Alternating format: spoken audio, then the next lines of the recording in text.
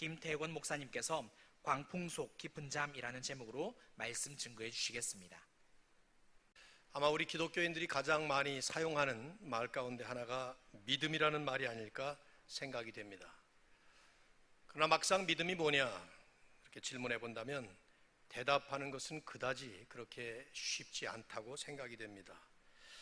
나는 이런 진리를 믿습니다 하는 객관적 진술로서 우리가 믿음을 고백하는 것은 어렵지 않겠지만, 그런 믿음의 고백은 우리의 현실 실생활 속에서 상당히 다양하게 드러날 수 있기 때문입니다. 특별히 위험 부담이 따르는 상황에 더 그렇다고 생각이 됩니다. 예를 들어 본다면 아마 잘 아시는 실화라고 생각이 되는데, 찰스 블란딘이라고 하는 프랑스 줄타기 고개사가 있었습니다. 19세기 1859년 6월 30일에 캐나다와 미국 국경을 잇는 그 나야가라 폭포 위에서 세계 최초로 줄을 걸어놓고 그 위에서 고개를 펼쳤습니다. 떨어졌다가는 흔한 말로 뼈도 추리지 못할 만한 그런 높은 폭포 위에서 외줄을 타고 기가 막힌 고개를 펼치면서 카나다 쪽에서 미국 쪽으로 건너온 그를 바라보던 수만 명의 군중들은 박수를 치며 환호 갈채를 보냈습니다. 그러자 손을 내밀면서 군중들을 향해서 말을 했어요. 이번에 제가 다시 카나다 쪽으로 돌아갑니다. 그러나 이번에는 한 사람을 내 등에 업고 갈 것입니다. 여러분은 내가 그 일을 할 수 있으리라고 믿습니까? 흥분한 모든 군중들이 박수치며 또 환호하면서 외쳤습니다. 믿습니다. 재차 질문을 했습니다. 정말 믿습니까? 믿습니다. 소리를 쳤어요. 그러자 그러면 여러분 중에 한 사람이 나와서 내 등에 업히시기 바랍니다. 1분이 지나고 2분이 지나고 계속해서 싸늘한 침묵만이 흐를 뿐이지 아무도 나오는 사람이 없었어요. 결국 자기 매니저를 등에 업고 거기를 건너갔습니다.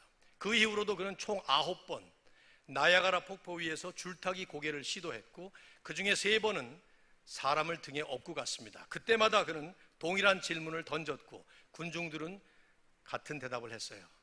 내가 등에 사람 업고 갈 수 있으리라고 믿습니까? 믿습니다. 힘차게 외쳤어요. 그러나 아무도 한 사람도 나선 적이 없었다는 얘기가 기네스북에 실제로 실화로 기록이 되어 있습니다.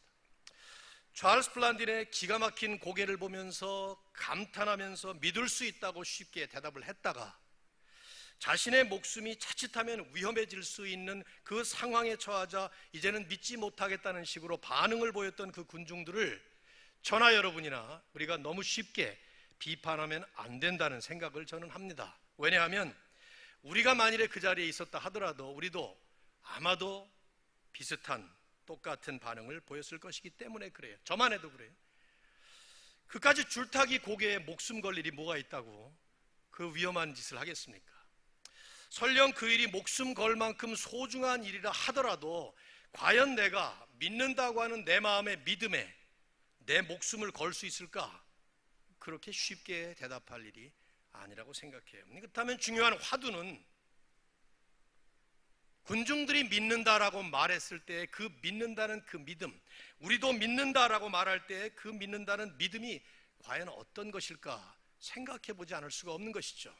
분명히 그것은 그 고개사는 줄타기 고개에 성공할 것이다 하는 사실을 믿은 것이고, 심지어 사람을 등에 업고 간다 할 때도 그 사람 분명히 한 사람 등에 업고 너끈히 건너갈 것이다 하는 사실을 믿은 것이긴 하지만, 그 믿음은 정작 무시무시한 폭포 위를 내가 걸어가야 된다고 할 때 그렇게 말하는 그 믿음은 그 믿음 위에 나를 선뜻 맡길 수도 없고 맡기고 싶지도 않은 그런 종류의 어떻게 보면 특별한 믿음의 상태로 들어가게 되는 것이죠.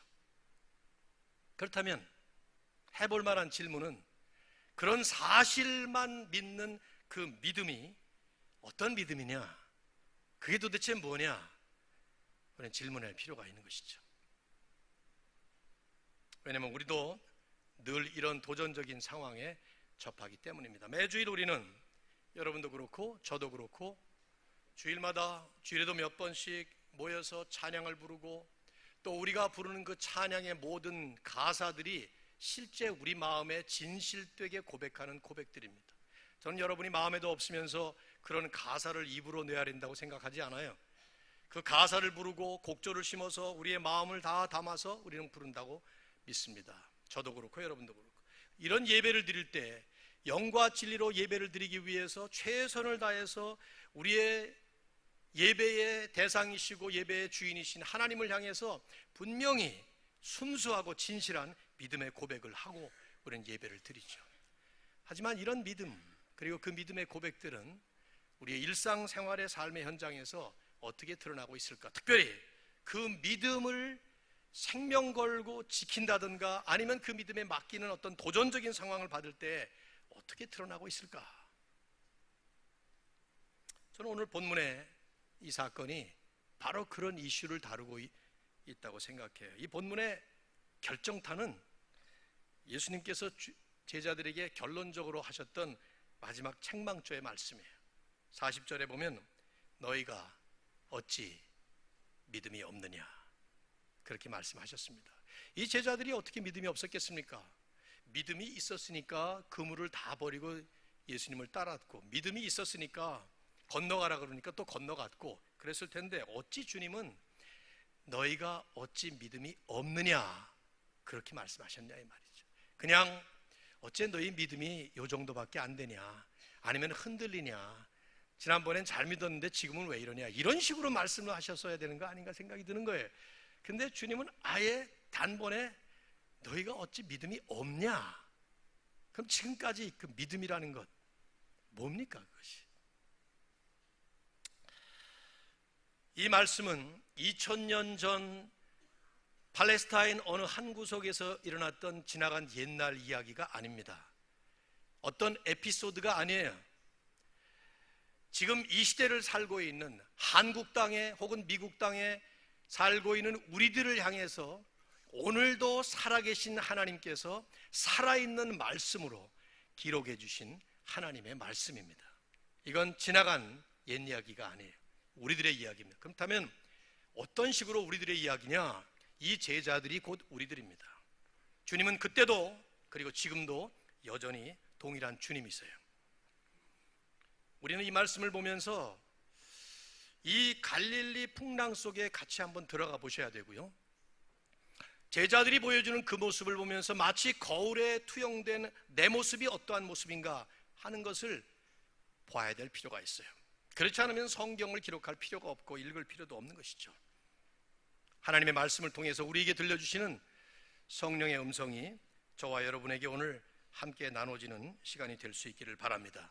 본문의 이적은 마가복음 외에 마태복음 8장, 누가복음 8장에도 다 기록이 되어 있습니다. 그러니까 공관복음 세 군데에 다 소개가 되고 있는 것인데, 잘 아시다시피 똑같은 사건이지만 복음서의 기자들이 강조점을 달리해서 전하고자 하는 교훈이 달랐기 때문에 다른 식으로 기록을 했죠. 약간씩. 그래서 어느 본문을 보느냐에 따라서 받는 교훈이 좀 다를 수 있습니다. 전 마가복음을 택했기 때문에 마가가 강조하는 부분에 함께 주목을 하셨으면 좋겠습니다. 자, 35절 보시면 스토리가 이렇게 시작이 돼요. 그날 저물 때에 이렇게 시작이 되는데, 마태복음 8장 23절을 보면 때를 전혀 기록하지 않고 있습니다. 누가복음 8장 22절에도 단순히 그냥 하루는 이렇게 기록을 하고 있어요. 그 말은 어느 날 그 말이에요. 영어 성경을 보면 one day, 어느 날, 일반적인 표현이죠. 그런데 마가는 그날, that day 하고 지정을 하고 있어요. 이 말은 무슨 말이냐면 바로 그날, 그런 뜻이에요. 이 말은 이 본문의 사건이 마가복음 4장의 그 앞에서 그 당일날 일어났던 그 사건과 일들과 관련이 있다는 얘기예요. 이러이러한 일들이 일어났던 그 당일날 이 일이 일어났다, 그런 뜻입니다. 그럼 우리가 위로 올라가서 살펴보셔야 되는데, 1절을 보시면 예수님께서 바닷가에서 군중들에게 가르치기 시작하셨고, 2절 이하를 보면 씨 뿌리는 비유를 포함해서 많은 비유들을 말씀하셨어요.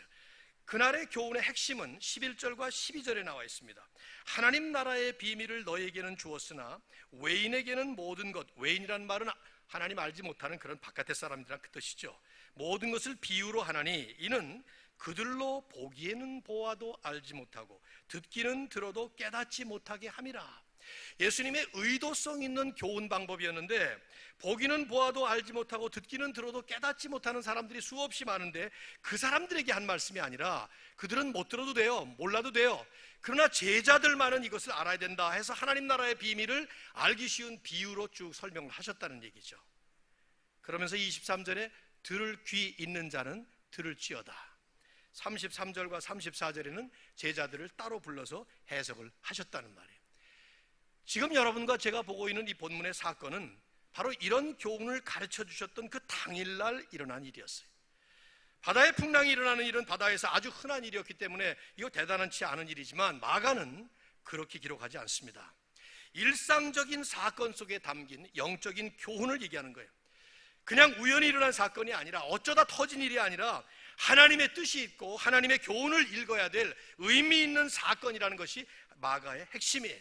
그래서 우리가 영의 눈을 뜨고 영의 귀를 열고 들어야 될 교훈이 있다는 것을 마가는 말씀하는 것이죠. 이 자체가 마가복음의 기사가 우리에게 들려주는 교훈인 것입니다. 일상생활에 쫓기면서 너무 정신없이 분주하게 하루하루가 아무 의미 없이 지나가는 것 같지만, 마가의 얘기에 의하면 그렇게 살면 안 된다는 것이죠. 매일 반복되는 가정일, 직장생활, 학교생활, 이런 모든 것들이 전부 하나님께서 우리가 영적인 눈을 가지고 보면 뭔가 있고, 영적인 귀를 열고 들으면 들을 귀 있는, 그런 들을 귀를 가지고 보면 하나님의 음성이 있고 하나님의 손길이 있는, 그래서 아침 일과를 시작하기 전에 그날 벌어질 하나님의 역사에 대한 기대감을 가지고 기도하고 시작해야 되고, 하루 일과를 마치게 되면 한 날 동안 하나님께서 하신 하나님의 손길을 읽을 수 있는 묵상 시간이 필요하고, 시작과 마감을 하는 그 모든 과정 속에서도 하나님께서 우리의 삶을 계속 인도하신 것을 볼 수 있는 이런 영성이 우리에게 필요하다는 말씀을 마가는 그 한 단어를 가지고 은근히 우리에게 던져주고 있는 것이죠.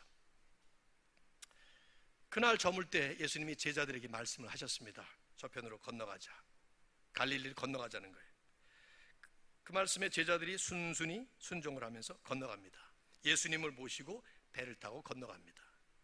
근데 갑자기 일이 터진 거예요. 무슨 일이 터졌습니까? 자, 36절, 37절 여러분이 한번 같이 읽어주십시오. 이때쯤 성경을 같이 읽어야 졸음에 빠지지 않을 수가 있거든요. 자, 한번 같이 읽어보시죠. 여러분이 시작.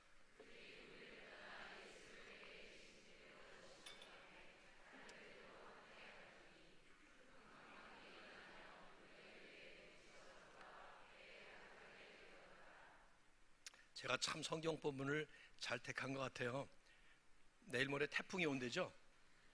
실감나는 본문을 택했는데, 태풍이 일어날 줄도 모르고 이런 걸 택했는데, 마침 또 하나님께서 우리 성경 보는 감을 좀 높여주시기 위해서 태풍을 보내시는 것 같은데, 여긴 태풍이라는 말은 없지만 광풍이라고 나와 있어요. 미칠 광자를 썼어요. 미친 바람, 미친 듯이 몰아붙이는, 그 말 가지고는 좀 부족하니까 우리말에 큰이라는 말을 하나 더 붙였습니다. 자, 이 광풍을 한번 자세히 살펴보셔야 되는데, 간단하게 한번 스케치를 해보죠. 첫째로 이 광풍은 제자들이 전혀 예상하지 못했던, 그래서 전혀 준비하지 못했던 광풍이었습니다. 예상했다면 배를 탔겠어요? 안 탔죠, 그죠? 갈릴리는 사방이 높은 산으로 둘러싸여 있어서 분지지대이기 때문에 갑작스럽게 저녁이 되면 돌풍이 불어서 예상치 못했던 엄청난 바람이 불 때가 종종 있다고 합니다. 제자들 가운데는 이 지역에서 몇십 년 동안 어부 생활을 하느라고 잔뼈가 굵은 사람들이었었지만, 그 사람들조차도 예상하지 못한 것, 전혀 예상도, 그러니 준비도 하지 못했던 그런 광풍이었습니다.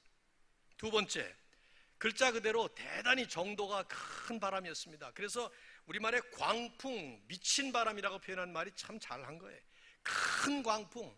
어느 정도냐 하면은 제자들이 말이 죽게 되었다, 아우성칩니다. 38절 보세요. 선생님, 우리가 죽게 되는 것을 돌보지 아니하시나이까. 죽게 됐다 이 말이에요. 물론 우리 저나 여러분이나 한국 사람들은 이 죽겠다는 말을 뭐 아무 때나 상당히 쉽게 사용하죠, 그렇죠? 배가 고파도 배고파 죽겠다, 뭐 아파 죽겠다, 뭐 보고 싶어 죽겠다, 가려워 죽겠다, 시계가 멎으면 시계가 죽었다, 야구 구경하다가 야구에서 2명이 아웃되면 2명 죽었네, 1명 더 죽여야 되네, 뭐. 앞사람이 키가 너무 커서 안 보이면 야, 키 좀 죽여, 마이크 소리가 너무 크면 볼륨 좀 죽여, 기가 막힌 장면을 보면 죽여주네. 별의 별 말에다 다 죽는다는 말을 갖다 붙이니까 우리는 이 사람들이 죽게 되었다. 그러다 뭐 우리 늘 죽는데 뭐 이런 식으로 생각하니까 이게 실감이 안 나지만 이 사람들은 진짜 죽게 된 거예요. 죽을 것 같은 거예요, 지금. 그 정도로 무시무시한 광풍이었다 이 말이죠. 세 번째로, 이 광풍은 제자들이 예수님의 말씀에 순종해서 가다가 당한 일이에요. 아니, 예수님을 가운데 모시고 가는데 얻어 터진 그런 광풍이었습니다. 생각해 보십시오. 여러분, 주님을 모시고 가면, 주님 말씀에 순종하고 가면 불던 바람도 좀 멈춰져야 되고 일던 파도도 좀 끝나야 되는 거 아니냐 이 말이죠. 예? 제가 이제 목사로서 가끔씩 이제 교우들과 자동차를 함께 타고 갈 때가 있는데, 뭐 그러다가 어쩌다가 교통이 쫙 풀려가지고 잘 나가게 되면 대부분 사람들이 그래요. 목사님이 차에 타니까 교통이 쫙 풀리고 이렇게 잘 나가네요. 그래. 이건 미신입니다. 진리 아니에요. 예, 목사가 타도 길 많이 막힙니다. 제가 타면 더 막히는 것 같은 느낌도 많이 들어요. 하지만 우리 생각이 그렇지 않아요? 예수님 말씀에 순종해서 예수님 모시고 가면은 막히던 길도 착착 뚫리고 뭐 그래야 될 거 아니에요. 근데 웬 바람이냐 이 말이죠. 마가가 이 말씀을 그런 식으로 비유는 안 했겠지만 말씀을 읽으면서 떨쳐버릴 수 없는 생각이, 어쩌면 이렇게도 이 광풍은 우리 인생에 몰아붙이는 광풍과 그렇게 흡사한가, 그런 생각을 안 할 수가 없어요. 여기는 아니지만 예수님이 다른 자리에서 말씀하시지 않았습니까? 십자가에 달리시기 전에 제자들에게 요한복음 16장 33절에 너희가 세상에서는 뭐를 당한다고요? 환난을 당하나. 당연히 세상에서는 환난 당한다. 이 세상살이는 환난의 현장이다, 그 뜻이에요. 그러나 담대하라, 내가 세상을 이겼노라, 그렇게 말씀하셨죠. 세상은 환난의 현장이에요. 광풍의 현장이에요. 모세가 딱 하나 남긴 시편 90편에서도 뭐라고 말씀했습니까? 인생의 연수가 70이요 간건하면 80이라도 그 연수의 자랑은 수고와 슬픔 뿐이다. 그 뿐이라는 말이 중요해요. 그냥 가끔씩 수고와 슬픔 이렇게 하면 괜찮아. 수고와 슬픔도라고 말했으면 이해가 되는데 70, 80, 90, 100을 살아도 인생은 결국 수고와 슬픔밖에 없다, 그 뜻이에요. 우리가 사는 인생이 광풍의 현장이에요. 파도의 현장이에요. 바람 잘 날이 없는 그런, 그래도 생각해 보십시오. 바다 풍랑이야 그래도 예상할 수 있잖아요. 이번 주에도 태풍이 온다니까 뭐 바다에 나갈 사람도 있어요? 태풍 온다는데 안 나가죠. 준비하잖아요. 태풍은 예보도 있고 준비도 할 수 있지만 인생의 풍랑을 어떻게 예측하고 어떻게 여러분이 준비하겠습니까? 못합니다. 딸을 넷을 낳고 정말 금지옥엽으로 낳은 그 5번째 아들, 그 아들이 군대 가서 사고당해서 죽을 줄을 누가 예비하고 누가 예측할 수 있어요? 그 부모님이. 딸들 중에서 제일 건강하던 딸이, 7남매 중에 제일 건강하던 딸이 암에 걸려서 돌아갈 줄 그 부모님이 어떻게 예상할 수 있겠어요? 어떻게 준비합니까? 저희 처갓집 얘기하는 거예요. 남편이 갑자기 세상 떠나는, 아내가 갑자기 떠나요. 자식이 사고로 갑자기 죽습니다. 어떻게 예측합니까? 예측한들 어떻게 준비하겠어요, 여러분? 돈을 많이 저축하면 여러분 그 준비가 되겠어요? 생명보험을 많이 들어놓으면 준비가 되겠습니까? 안 돼요. 인생의 광풍 아무도 준비 못합니다. 몇 년 전에 저희 교회에 왔다가 바로 지난달에 일어난 일인데, 부부가 다 서울대학을 졸업했어요. 수재 중에 수재였습니다. 저희 교회는 필라델피아의 유펜이라는 아이빌리그 중에서도 좋은 대학 바로 옆에 있는데 거기 석사학위를 하러 왔어요. 둘 다 공부 잘하고 30대 중반에 초반인가 박사학위를 또 하기 위해서 둘 다 받아주는 그런 곳으로 갔는데 2년 전에 지난달 전화가 왔습니다. 연락이 왔어요. 남편이 화요일인가 갑자기 쓰러진 걸 봤어요. 거실에 어젯밤에 잤는데 쓰러져 있는 걸 보고 곧바로 병원으로 옮겼지만 말 한마디 못하고 며칠 있다가 뇌사 상태로 가서 그만 장례식을 치른. 그 아들은, 그 남편은 서울대학 나오고 유펜 나오고 또 박사학위를 하기 위해서 이제 공부를 시작하고 이제 얼마 안 됐는데 외동아들이에요. 부모님이 신앙생활 잘하던 분이고, 근데 그냥 가버렸습니다. 그 부인 우리 교회 와서 세례받고, 그거 저 어떻게 준비합니까? 아무도 못합니다. 그런 인생의 광풍이 어느 날 닥칠 때 우리에게 나오는 것은 그냥 그 자리에서 무너지는 것밖에 없어요. 여러분, 예수 믿으면, 안 믿다 예수 믿으면 삶이 좀 편해지고 좀 편한 삶에 좀 축복이 있고 번창이 되고 뭐 이래야 되는데, 왜 안 믿을 때는 무당 굿하고 전보고 그럴 때는 잘 살던 사람이 예수님 믿고 장로가 되고 권사가 되고 그런 다음에 어려움을 겪습니까? 저는 어렸을 때 저 모태신앙으로 3대째 믿는 집안에서 전 태어났습니다마는 걸핏하면 들었던 얘기가 그건 뭐 믿음이 부족해서 그렇다든가 무슨 숨겨놓은 죄가 있어서 그렇다든가 이런 엉터리 같은, 복음이 아닌 사이비 같은 얘기를 수도 없이 들었습니다. 그래서 예수 믿으면 모든 게 다 잘 된다고, 이런 엉터리 같은 이단 사이비 같은 얘기 아직도 듣고 있어요. 그럴까요? 예수 믿으면 그렇습니까? 제자들이 지금 예수님 모시고 가는 길에 광풍을 만난 것처럼 우리도 인생의 광풍을 만날 때가 있습니다. 아직 한 번도 안 만나보셨으면 좀 기대하시는 게 차라리 나아요. 오히려 이거 피하면 이상주의고요, 도피주의에 빠지게 됩니다. 차라리 어떻게 광풍을 안 만날 것인가가 우리의 화두가 아니라, 당연히 만나게 되는 풍랑 속에서 어떤 믿음을 가지고 갈 것인가 하는 것이 과제입니다. 복음서 기자들이 이 사건을 공관복음서가 다 기록을 했는데, 특별히 이제 마가가 보여주는 것은 여기에 대한 답을 제시하는 거예요. 인생의 광풍 속에 우리를 향해서 답을 던져주고 있는데, 성경은 신학적으로 장황한 논리를 펼치면서 답을 설명하기도 하지만 더 많은 경우에 스토리가 한 45% 정도 써 있는데 간단한 장면을 보여주면서 구경하도록 만들어주는 그런 식의 교훈을 많이 줍니다. 이게 그런 거예요. 여기 우리가 주목할 두 대조적인 모습이 있습니다. 아주 역력하게 대조되는 모습이에요. 하나는 주님의 모습, 하나는 제자들의 모습이에요. 여러분과 저는 내 모습이 바로 제자들일 것이다 하는 가정을 가지고 보실 필요가 있어요. 자, 한번 보시죠. 먼저 예수님의 모습이에요. 주님은 이 광풍 속에서 깊은 잠에 빠져 계셨어요. 38절 보시겠어요? 다시 한번 읽어보시죠. 시작. 예수께서는 고물에서 베개를 베고 주무시던, 거기까지만 읽으시면 되겠어요. 고물이라는 건 배 뒤쪽을 얘기하는 것인데, 베개를 베고 주무셨다. 글쎄, 주님이 목 디스크에 좋은 베개를 들고 다니셨는지는 모르겠습니다만은 뭘 하나 베개 삼아서 마가가 코믹하게 유머러스하게 베개까지 베고 편안히 주무시는 모습을 보여주는데, 이 어이가 없잖아요. 마태도 이 모습을 기록하고 있고 마가도 이 모습을 기록하는데, 복음서를 다 읽어보면 예수님이 잠 주무시는 모습은 여기뿐이에요. 이걸 강조하는 건데 이해가 됩니까? 이 배가 무슨 항공모함처럼 거대한 선박이라든가 타이타닉처럼 그런 엄청난 배라면 이해가 되겠지만 흔들리지 않으니까. 근데 이건 고작 한 10명 타는 작은 고깃배에 불과합니다. 그런데 막 뒤집어질 정도로 흔들리는데도 안 깨시는 거예요. 누가복음에 보면 예수님은 타자마자 주무셨어요. 근데 배가 흔들려서 다 죽게 되는데도 지금 안 일어나는 것이죠. 뭘 보여주는 건가요? 예수님은 아마 상당히 둔한 분이었나 보다.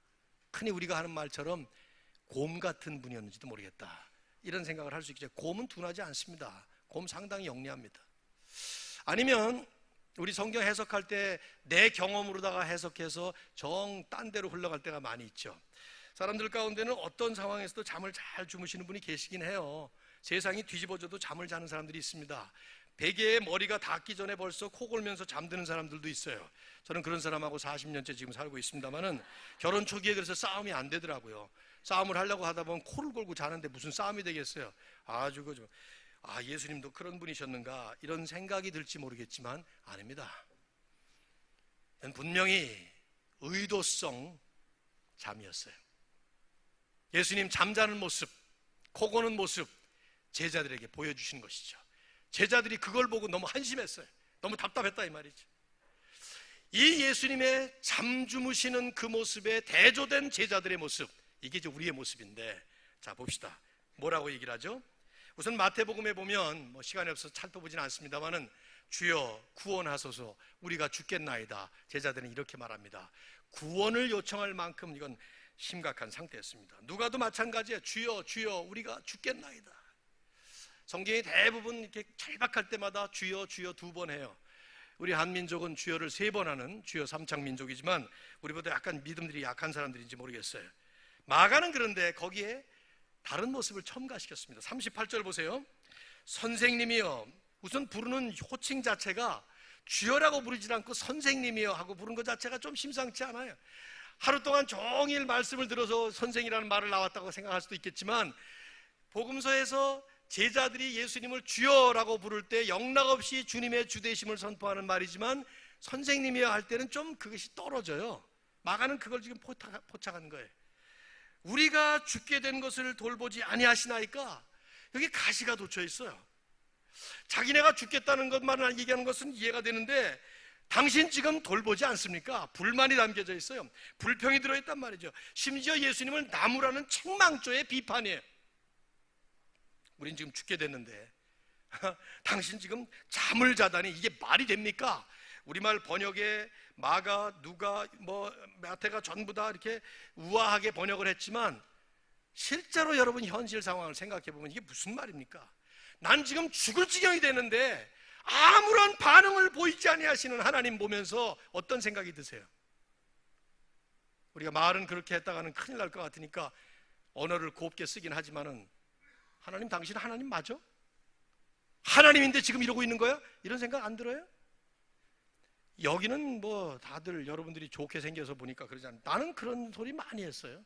중학교 2학년 때까지 잘 살던 집이 어느 날 갑자기 집안이 망가지고 차 앞딱지가 붙어서 물건이란 물건은 전부 다 날아가고, 아버지는 알코올 중독자가 될 정도로 사업에 실패하셔서 파산으로 들어갈 때, 제가 신앙생활을 잘 못했다든가 우리 어머니가 잘못했던가 하면 이해가 되겠는데, 어머니나 저나 한 번도 빠지지 않고 새벽기도 다니고 매일 열심히 하고 그 없는 돈에 건축원금 얼마나 많이, 건축원금 다 끝나고 나면 또 건축원금하고 그러는데, 하나님은 계속해서 우리 집을 그렇게 만들 때 저는 제 마음속에 청소년 때, 청년 때, 하나님, 당신 하나님 맞아? 하나님이 계시면 이럴 수가 있는 거야 도대체가? 왜 내가 열심히 하나님인데 이런 거야? 엄청나게 하나님께 그렇게 따졌어요. 물론 이렇게 험하게 욕은 안 했지만은 내 마음속이 그랬단 말이에요. 그보다 훨씬 더 심했을 수 있을 것 같아요. 제자들이 지금 이 심정 저는 이해가 돼요. 아니, 예수님이 가라 그래서 갔고 예수님 모시고 가는데 저는 혼자서 잠을 주무시고 계시니, 주님, 우리 죽게 된 거 지금 안 보입니까? 돌보지 아니하시나이까? 하나님 왜 이러세요? 혹시 이 자리에 그런 생각 드시는 분 안 계세요? 우리가 주목할 것은 이 모든 상황 속에 주님의 모습이에요. 광풍이 아니에요. 광풍이든 뭐든 간에 그 안에 계신 그 주님의 모습이에요. 근데 지금 제자들은 주님의 모습이 안 보이는 거죠. 미칠 듯이 날뛰는 그 폭풍 때문에 예수님 모습은 기껏 해봐야 아무런 대답도 안 하시고 전혀 마음에 케어하는 마음도 없으신 그런 분으로 보고 있는 것이죠. 주님이 일어나셨습니다. 39절, 바람을 꾸짖으시면서 말씀하십니다. 이 꾸짖는다라는 말은 복음서에서는 거의 언제나 사탄, 마귀를 꾸짖는 그럴 때 사용한 단어였습니다. 주님이 꾸짖으셨다는 표현을 쓴 것이 관계가 되겠죠. 그리고 딱 2마디를 하셨어요. 잠잠하라, 고요하라. 큰 소리로 말씀하실 가능성도 있어요. 잠잠하라, 고요하라, 이렇게 주님께서 목소리에 딱 파바로티 같은 음성으로 다 쫙 하셨을 가능성도 있지만, 제가 볼 때는 그럴 필요가 없었어요. 그냥 조용히 잠잠하라, 고요하라. 그 소리가 끝나자마자 바람이 그치고 잔잔해졌습니다. 여러분 한번 상상해 보십시오. 태풍이 불어옵니다. 내일 모레 한반도를 칠지 한반도를 비껴갈지는 잘 모르겠습니다만, 제가 뉴스를 자세히 안 들어서, 태풍이 불어오게 되면 시속 150km, 200km로 불던 태풍이 지나가면서 점점 죽어가면서 1시간 뒤에 100km, 2시간 뒤에 80km 이렇게 잦아지게 마련이에요. 시간이 좀 지나면서 몇 시간 동안에. 근데 지금 예수님께서 하신 것은 잠잠하라, 고요하라, 간단히 말씀을 하시는데 그 산같이 올라가던 파도가, 이렇게 올라가던 파도가 슉 내려앉습니다. 무섭게 몰아치던 광풍이 막 소리가, 얼마나 그 소리가 무섭겠습니까? 슉슉 하던 소리가 잔잔해진 것입니다. 순식간에, 순간적으로 말씀 한마디에 모든 자연이 순종을 합니다. 여러분이 그 현장에 계셨다면 이 모습이 어떤 모습이었을까요? 골로새 1장 16절은 예수 그리스도가 누구신가에 대해서 이렇게 얘기를 해요. 만물이 그에게서 창조되었고 그로 말미암고 그를 위하여 창조되었도다. 세상 모든 만물이 예수 그리스도에게서 창조되었고 그리스도를 통해서 창조되었어요. 하나님이 창세기 1장의 말씀을 계속하셔요. 빛이 있으라, 묻이 드러나라, 식물이 태어나라, 이렇게 말씀 한마디로 할 때마다 생겨진 그 말씀, 태초에 말씀이 계시니라, 말씀이 하나님과 함께 계셨으며 그 말씀이 곧 하나님이시니라, 말씀이 육신이 되어, 사도 요한은 요한복음에서 그 말씀이 예수님과 직결되는 것을 설명을 했는데, 그 예수께서 말씀 한마디로 모든 걸 창조하셨고 더구나 만물이 그를 위하여, 모든 만물이 예수님을 위해서, 만물의 존재 목적과 이유가 오직 예수 그리스도를 위해, 바로 그분이 우리가 믿고 우리가 선포하고 우리가 높여드리는 예수 그리스도라는 것이죠. 제자들은 지금 그 모습을 본 거예요. 그 눈앞에서 모든 만물을 다스리시는 그 예수 그리스도를 역력하게 제자들은 보고 있었던 것이죠. 우리에게 인식시키고 있는 이 성경의 교훈은 바로 이 주님이에요. 주님은 단순히 우리를 도우시는 분이 아니고 우리의 어려움을 해결하시는 해결자 정도가 아니라 창조주이시고 만물의 운행자시고 모든 우주를 다 소유하고 계시는 진정한 만유의 주인이시라는 것입니다. 더구나 그 주님을 이렇게 저처럼 설명을 하지 않고, 성경이 골로새 1장 16절이나 수많이 나오는 예수 그리스도가 어떤 분인지 설명을 하지 않고 이런 장면으로 보여주시는 이유는 살아계신 하나님, living God, 그 살아계신 하나님의 살아있는 말씀 한마디로 역동적인, 그리고 우리 삶 속에 실제로 행동하시고 역사하시는 진짜 하나님, 진정한 하나님, true God이라는 것을 우리들에게 역력하게 보여주는 것이죠. 결국 복음서에 나오는 모든 기적들이 다 그렇지만 이 기적 역시 핵심은 예수가 누구냐 하는 데 대한 답을 주는 것입니다. 여러분 제발 오해하지 마십시오. 기적을 보시면서, 병 고치는 기적을 보면서 우리 병도 고쳐주시겠다, 죽은 자 살리시는 그 놀라운 이적의 능력을 보면서 죽은 자도 살리실 수 있는 분이다, 틀린 말 아닙니다. 그러나 성경은 그거 얘기하려고 기록한 것 아닙니다. 만일에 예수님께서 병 고치기 위해서 오셨다면 예수님은 실패하신 분이에요. 그 당시에도 못 고친 병이 너무 많았어요. 못 고친 게 아니라 안 고치셨죠. 그냥 말씀 한마디로 세상의 모든 병은 물러가라 했으면 고칠 수 있어요. 오고 오는 모든 세대의 모든 병만은 물러가라, 고칠 수 있어. 에이즈도 물러가고 암병도 물러가고 전부 다 치유되라, 완벽하게 하실 수 있는 분이에요. 그리고 실제로 그렇게 하실 겁니다. But not yet, 아직 아니에요. 근데 왜 그런 기적들을 성경에 기록했는가? 왜 이 기적을 기록했는가? 딱 하나 목적이에요. 딱 하나. 사도 요한이 말한 것이죠. 그 모든 걸 다 기록하면 이 세상이라도 그걸 담을 길이 없어요. 너무 많아. 근데 이렇게 선별해서 몇 가지만 셀렉티브하게 기록한 이유는 예수가 누구인가, 그분이 그리스도시고 그 그리스도를 그리스도로 믿을 때 우리에게 영생이 주어짐을 너희로 알게 하려 함이라.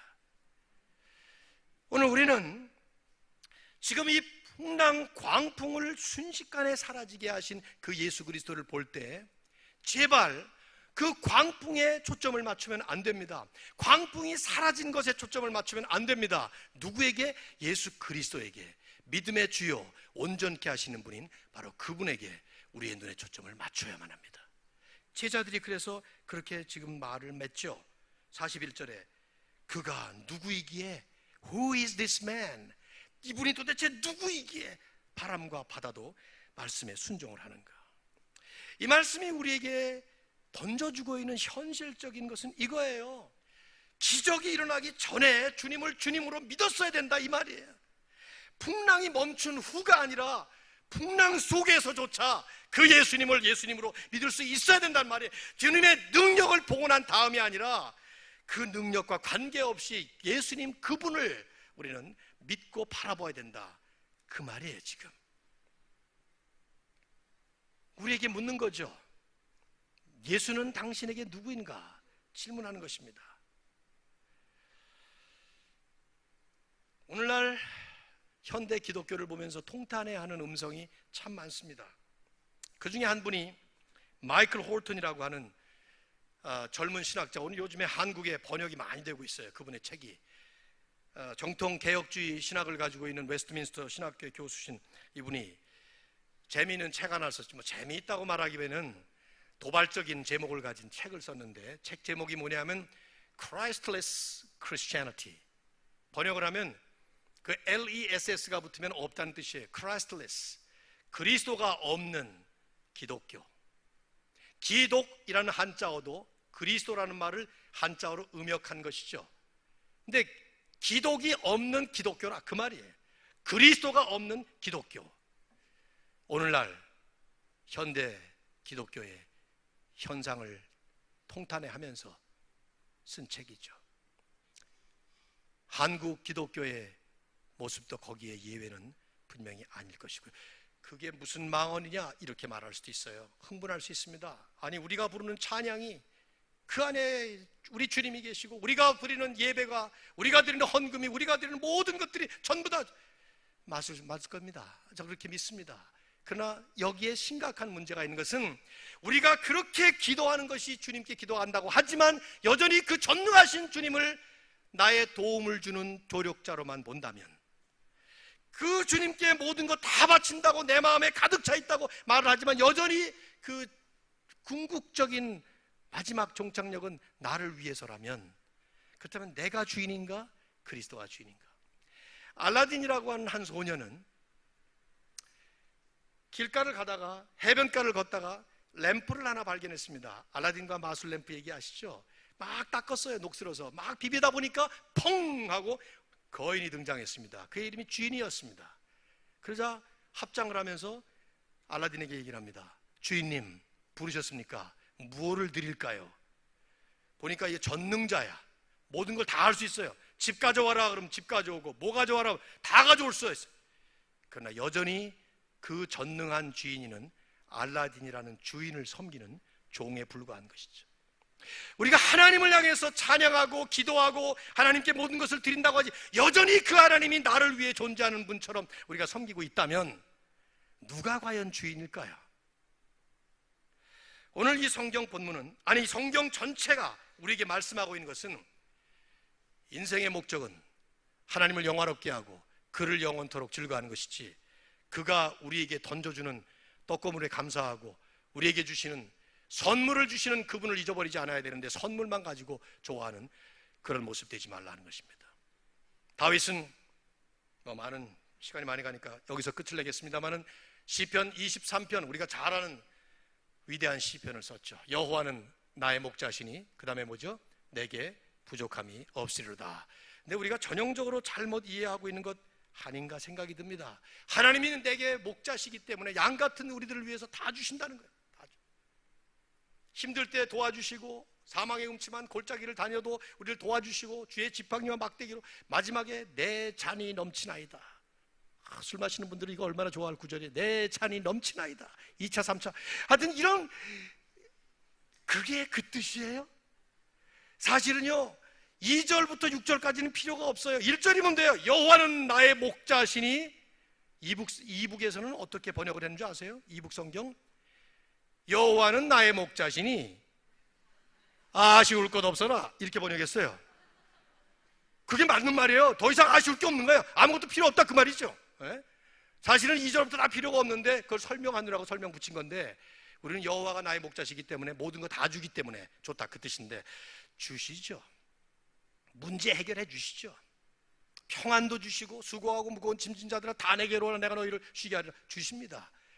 그러나 여러분, 여전히 그것은 우리 주님이 주님이시기 때문에, 그리고 그 주님께 우리는 모든 것 다 드려도 부족함 없고 아까울 것 없는 바로 그런 분이기 때문에 그렇게 하는 것이지, 그렇게 나를 위해서 하는 것 아니지 않습니까? 지존하신 주님 이름 앞에 모두 무릎 꿇고 다 경배해. 우리는 이런 찬양을 부르잖아요. 거룩하신 주님 보좌 앞에 엎드려 절하세. 예수는 그리스도, 예수는 주, 하나님의 영으로 경배드리리. 정말 이런 찬양을 불러도 진짜 우리의 삶이 그렇게 주님을 향해서 드려지는 삶이 될 수 있기를 주의 이름으로 축원합니다. 그 찬양 함께 하겠습니다.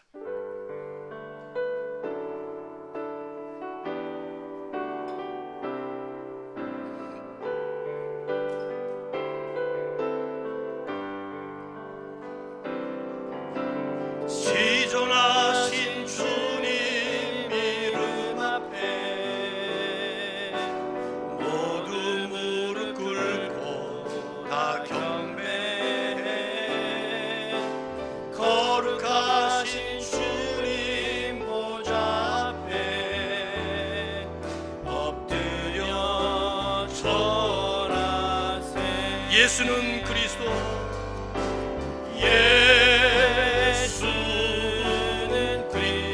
예수는 주님, 예수는 주, 하나님의 영으로 경배드리리. 다시 한번 예수는 그리스도, 예수는 주님, 예수. 우리 두 손 높이 들고 합시다. 마음의 진정한 고백으로 예수는 주, 하나님의 영으로 경배드리리.